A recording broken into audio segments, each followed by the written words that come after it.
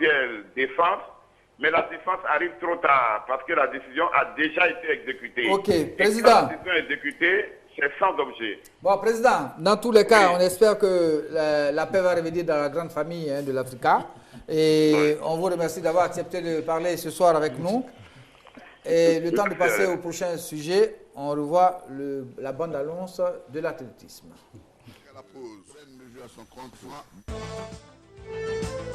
Les 14e championnats du monde d'athlétisme du 10 au 18 août à Moscou, en direct sur RTI 1 et RTI 2.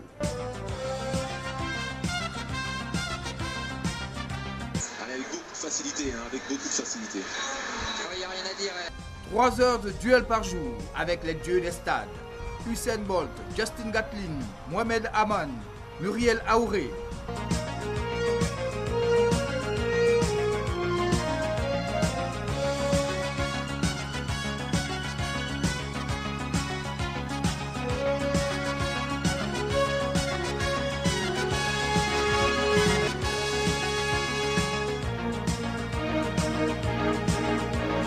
La RTI vous offre du 10 au 18 août à Moscou les mondiaux d'athlétisme.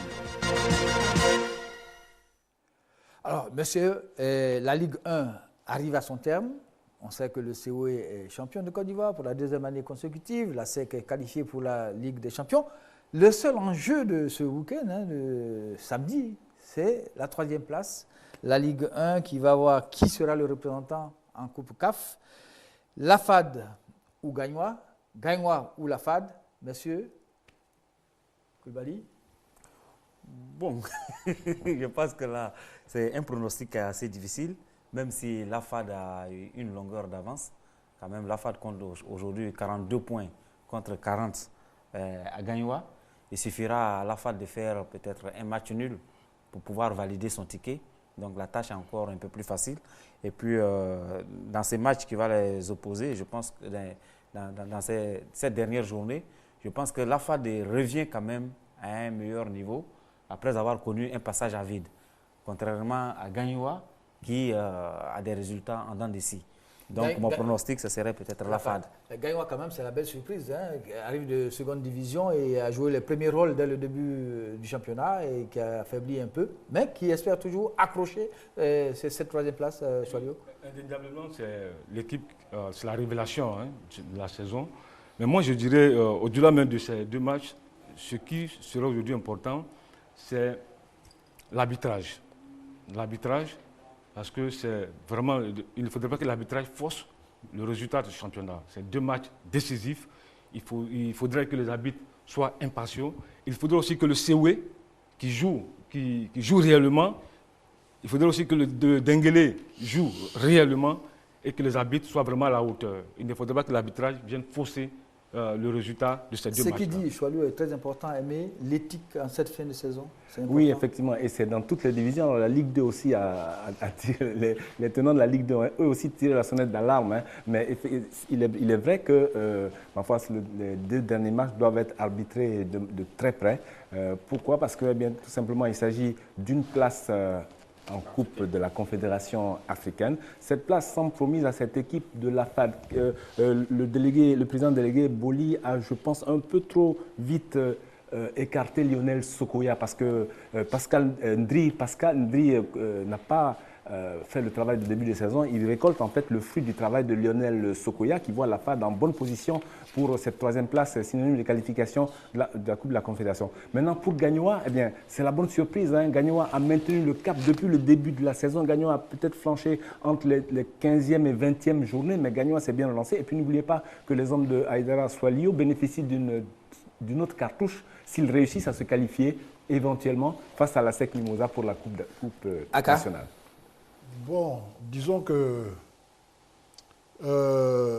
si on regarde bien l'évolution des 2 équipes, la FAD est quand même, depuis un certain temps, classée parmi les 4 ou 3 premiers de notre championnat.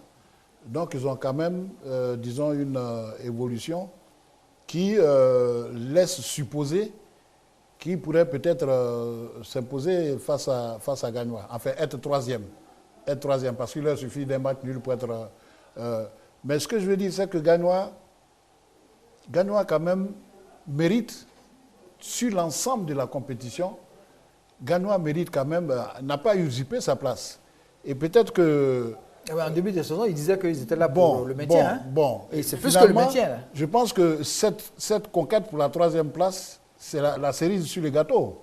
C'est la cerise sur le gâteau. Déjà, être maintenu avec un si bon rang, je ne dirais pas que c'est une consolation, mais en tout cas, c'est le juste niveau que doit atteindre Gagnoa maintenant. Parce que moi, j'ai vu l'équipe jouer par moment. Disons que même si elle est quand même assez solide, elle manque de fluidité dans le jeu, comme on le voit avec le COE et la FAD. C'est quand même un peu différent. Merci Aka. Nous avons en direct Serge Dakouri. Serge Dakouri, notre consultant du soir. Serge, bonsoir. Bonsoir Alain. Oui, alors Serge, l'enjeu pour cette 3e place est d'importance. Le COE reçoit Gagnoa, qui vise cette 3e place, et la FAD qui se déplace au Denguélé. Écoutez, l'enjeu est très important. Déjà, il faut féliciter cette équipe du Sporting, du club de Gagnoa, qui revient après 6 années de purgatoire en première division. Sacrée performance d'être déjà logé à ce rang. La comparer à une équipe de la FAD qui est déjà depuis 6 ans en championnat, c'est déjà une très bonne chose pour Gagnoa. Je profite pour remercier l'entraîneur Aïdara Choualio, qui fait partie de la DTN, qui était l'adjoint d'Alain Guamene au Rwanda et qui a fait ses armes avec Michel Trouin. Il a fait un très bon boulot. Et aujourd'hui, si Gagnoa est logé à cette 4e place, c'est quand même le fruit de son travail. Elle dispute aujourd'hui cette 3e place à la FAD de Djekanou.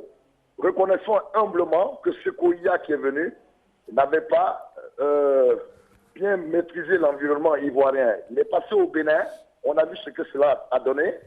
Voici Indri fait partie de la maison à FAD depuis longtemps et il connaît très bien l'environnement. Choisir Sekoya a été une erreur de casting au niveau de l'encadrement technique de la FAD. On a vu ce que ça donnait. C'est Amani Yao et tout ce qu'il a mis qui continue au niveau de la manière de jouer de la FAD de Kano. Alors, Serge, a été une erreur de casting. Ok, Serge, vous pensez que l'équipe du Denguélé et du COE doivent jouer le jeu jusqu'au bout? Oui, ils doivent jouer le jeu jusqu'au bout parce qu'aujourd'hui, la capitale du football ivoirien n'est plus à Abidjan. La capitale du football ivoirien est à l'intérieur. Et les équipes comme le COE, comme Denguélé, montrent une fois de plus qu'on peut être à l'intérieur et apporter beaucoup de choses, disons, du fil à retordre aux équipes d'Abidjan. Car l'Africa est en pleine déliquescence. L'AFEC, malgré ses installations, n'arrive pas à trouver le bout du nez. Quand une équipe de l'intérieur, par 2 fois, est champion de Côte d'Ivoire, ce n'est plus un épiphénomène.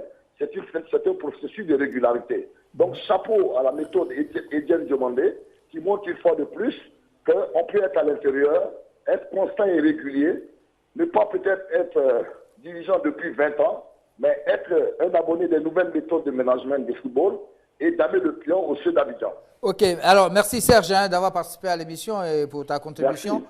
Et merci on beaucoup. Se le voit prochainement pour une de nos émissions sur nos antennes. En tout cas, merci. Avec plaisir. Monsieur, un dernier mot sur cette 3e place qui est tant convoitée. Choualio a posé un problème tout à l'heure, je crois qui a tout son sens. Moi, je ne fais pas trop confiance aux arbitres africains. Je serais tenté même, ivoiriens, et je serais peut-être tenté de dire que pour ces derniers matchs, il faut faire venir... Vous faites allusion au dernier match de Bassam, hein? Pas seulement le match de Bassam, mais d'autres matchs. Parce qu'effectivement, Gagnoa-Bassam, j'ai vu un arbitrage vraiment scandaleux, même si les cartons étaient plus ou moins mérités. Mais je crois qu'il faudrait que la crédibilité de la session à cette 3e place dépendra de la manière dont le match sera. Ok, alors on espère, on va suivre tout ça, à moins que Choualio ait quelque chose à rajouter. Vraiment, pour insister, il ne faudrait pas fabriquer des représentants africains. Il faut laisser les équipes jouer sur le terrain. Et moi, je pense qu'il faut faire confiance quand même à notre arbitrage. Et à mon avis, qu'on fasse jouer, à mon avis, je pense qu'on n'aura pas le scandale du genre, ce qui s'est passé au Nigeria ce week-end. 70 buts, 79 buts. Voilà, je pense qu'on ne peut pas. Parce qu'on a vu à la Ligue 2, cela s'est très bien passé. Et puis, il faut dire qu'une équipe comme le CW ne va pas tricher. Parce que là, c'est week-end. ils vont fêter le titre leur devant leur public. hein. Je pense que c'est un match qui va être justement, totalement puisqu'ils vont plein. fêter, est-ce qu'il n'y aura pas un relâchement? C'est tout ça. C'est Voilà. possible. Alors, Aimé, un dernier mot là-dessus, puis on passe au quatrième sujet. Oui, il ne faudrait pas que le Sporting Club de Gagnoa gâche la fête du Steway de San Pedro. Et il pensait que dans tous les cas, le Sporting Club de Gagnoa a une session de rattrapage avec la Coupe nationale. Alors, donc, si COE perd, ils sont champions. on rappelle. bien Hein. sûr. C'est ça qui va peut-être. Il faut gagner. COE Gagnoa et Alain. Dengele Afad, c'est pour ce samedi. Alain. Et on saura qui sera troisième de ce championnat. Merci Aka. On va passer maintenant au Chan. Hein. Vous savez que les éléphants étaient en déplacement au Nigeria. Et les aigles ont-ils volé de l'ivoire? On ne sait pas, on verra. Mais on a une, pour vous, hein, en exclusivité, les buts de cette rencontre commentés par Kati Touré. Les expulsions de Roger Assalé et Barézy Gloudou en début de deuxième période déstabilisent les Ivoiriens face au Nigeria. Kaduna se transforme en cauchemar pour les éléphants de Côte d'Ivoire dans cette première étape des éliminatoires du CHAN 2014. Déjà à la fin de 45 minutes de jeu, les locaux ivoiriens sont menés par 2-1. Sandeumba pour le Nigeria et Koulibaly Tiekoura pour les Ivoiriens. Renforcé par 7 joueurs fraîchement arrivés du Brésil où s'est déroulée la Coupe des Confédérations, les Nigérians, qui du reste n'ont jamais été qualifiés pour le CHAN, mettent en plus toutes les chances de leur côté.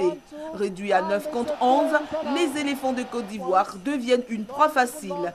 Les Super Eagles en profitent pour inscrire 2 autres buts. 4-1, score final. La tâche se complique pour les poulains de Saraka Norbert qui auront fort à faire au match retour ici à Abidjan pour espérer être du rendez-vous sud-africain. Messieurs, pensez-vous qu'on puisse suspecter l'arbitrage de nos amis qui ont arbitré cette rencontre? Aka? Alain, sur les 4 buts, il n'y a rien à dire. Hein. Comme quoi, le résumé de ce match n'est pas assez parlant. Parce que sur les 4 buts qu'on prend, aucun but n'est entaché de faute. Aucun but n'est entaché de faute.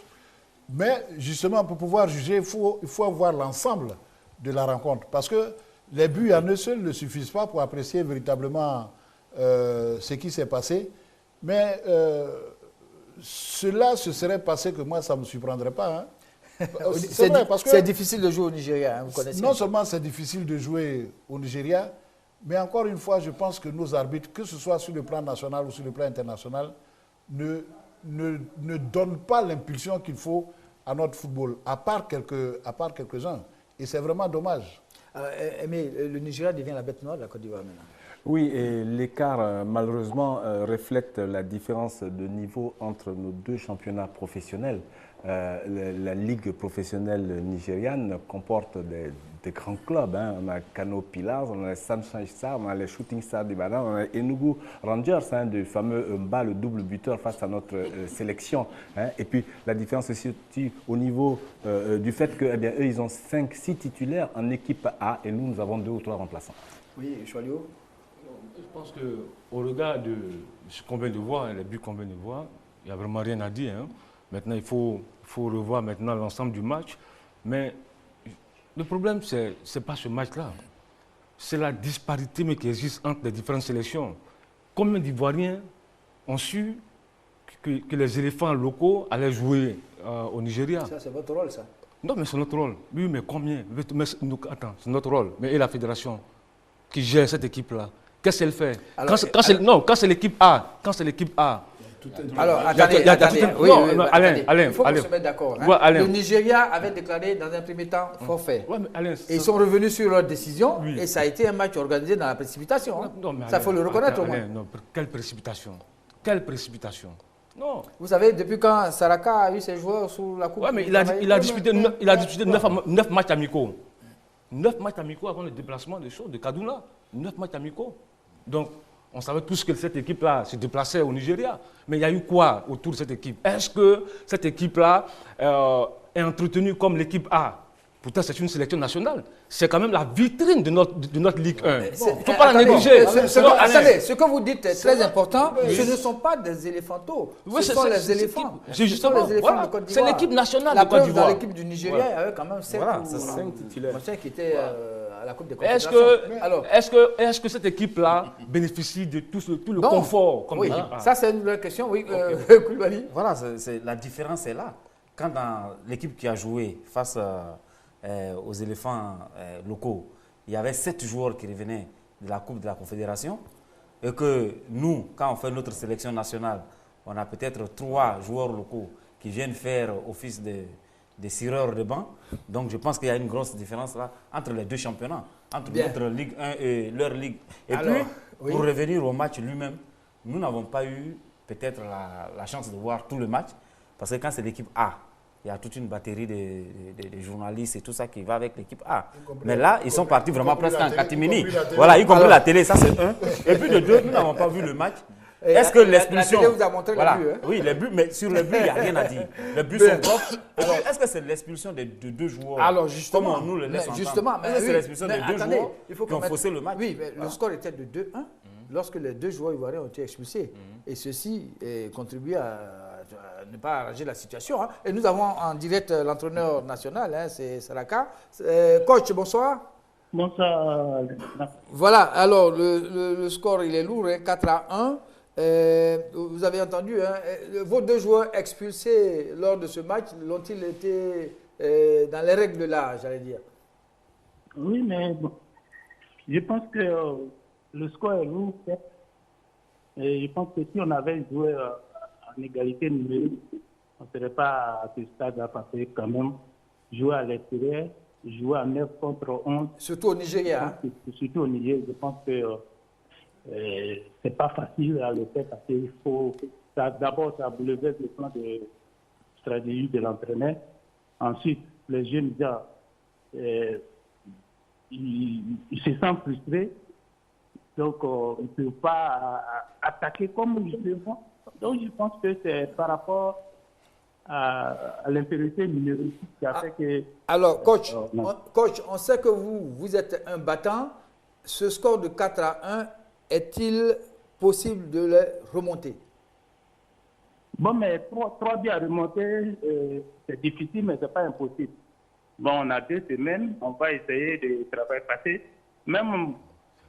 Parce qu'on a perdu les 2 joueurs, le premier à la 50e minute, le deuxième joueur à la 53e minute. Donc, en 3 minutes, on a perdu 2 joueurs. Pendant que j'ai vu l'équipe jouer en première mi-temps, donc au moment où je faisais l'échauffement de ceux qui devaient rentrer et puis essayer de vraiment... Alors vos joueurs, comment ils se sentent? Ils sont décidés à faire le nécessaire, l'effort nécessaire pour battre cette équipe du Nigeria ici à Abidjan et se qualifier? Non, ils sont décidés parce qu'ils se sentent vraiment frustrés. Parce que même à 9 contre 1, 5 minutes après l'expulsion du deuxième joueur, on a marqué notre deuxième but qui faisait 2-2. Mais qui a été refusé par l'arbitre. Hein? Voilà, 6-0. Donc, ils se sentent frustrés.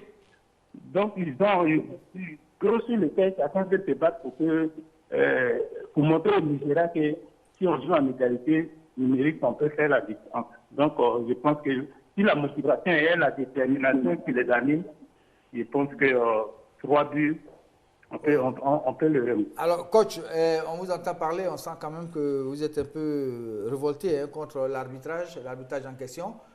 Vous pensez que l'arbitre a quand même donné un coup de pouce nécessaire au Nigeria? Bon, c'est moi qui le dis, c'est un peu subjectif, mais je pense que l'arbitre a vraiment contribué à... Aka, une question pour vous. Bonsoir Norbert. Bonsoir Norbert. Moi, au-delà du score qui peut arriver dans un match de football, un ensemble de circonstances peut amener à cette situation. Mais la question que je voudrais te poser, est-ce que tu penses que ton équipe a été entourée des soins nécessaires, notamment au niveau de la préparation? Est-ce que la préparation qui va suivre le match retour peut permettre de remonter cette pente? Parce qu'au-delà du score, comme on le dit, c'est surtout le regard que la fédération a sur cette équipe. Non, mais je pense que la fédération, il y a eu 9 regroupements avant de partir. Dans le programme que j'ai établi, j'ai pu les exécuter. Donc, à ce niveau-là, il n'y avait pas de problème. J'ai demandé à ce que j'ai passé un match amical avant d'aller au Nigeria. Ça a été exécuté puisque j'ai fait 2 matchs amicaux contre l'équipe nationale du Ghana au Ghana. Et puis, en tout cas, il a bénéficié quand même des bons soins de la fédération. Mais je pense que pour les 2 semaines qui nous restent, la fédération va toujours nous permettre de travailler puis essayer de... Coach, donc, à ce niveau, voilà. Ok, coach, en tout cas, merci. Oui. Hein, et on compte sur vous pour remonter ces buts-là et puis vous qualifier pour le CHAN. On est tous avec vous. Et vous dites à vos gamins là-bas, à vos gosses là, de se remonter les bretelles pour renverser la vapeur ici à Abidjan. En tout cas, merci d'avoir participé à l'émission avec nous. Monsieur, est-ce que c'est insurmontable 4-1? On peut gagner 3-0? Oui, Alain, tu sais, c'est ce qui fait le charme du football, où des situations qui paraissent compromises au départ, par un concours de circonstances, peuvent être vraiment renversées complètement. L'essentiel, c'est l'état d'esprit qui va habiter les joueurs. Et je pense que le fait de s'être senti frustré peut-être décupler leurs forces, mais il faut dire que 3 buts, c'est difficile à monter. Oui, c'est pas impossible. Hein. Il faut que le public aille vraiment soudé derrière cette équipe qui mérite qu'on y prête attention, même si on peut penser que ce qui consisterait une excuse, ce serait le fait d'avoir déplacé le match jusqu'à Kaduna. Alors Kaduna, je me demande si on n'avait pas pu refuser d'aller à Kaduna parce que c'est dans le nord. Mais ceci dit, les exclusions ou les buts refusés sont des faits d'arbitrage, ça fait partie du jeu. Mais il faut donner bon courage à cette équipe de Saraka Norbert parce qu'il nous faut une équipe de locaux performante. Oui, je pense que mathématiquement, rien n'est encore perdu.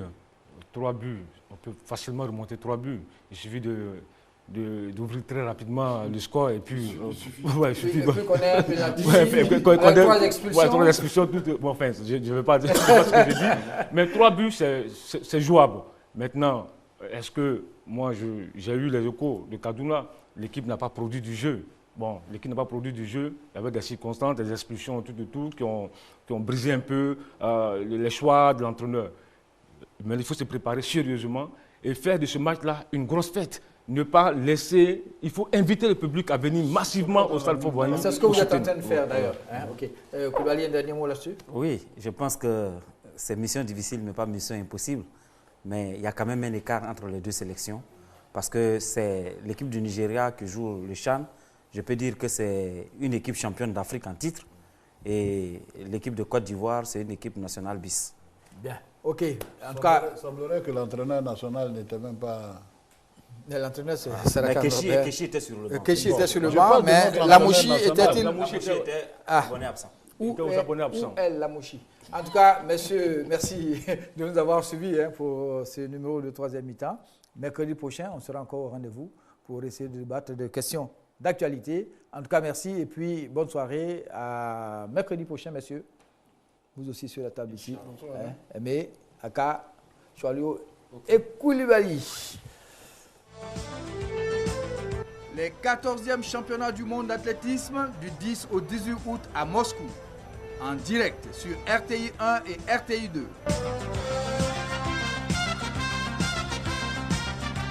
Avec beaucoup de facilité, avec beaucoup de facilité.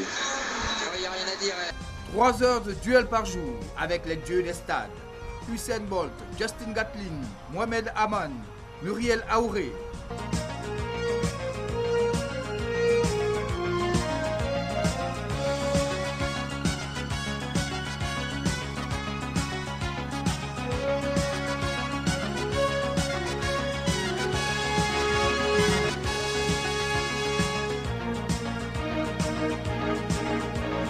La RTI vous offre du 10 au 18 août à Moscou les mondiaux d'athlétisme.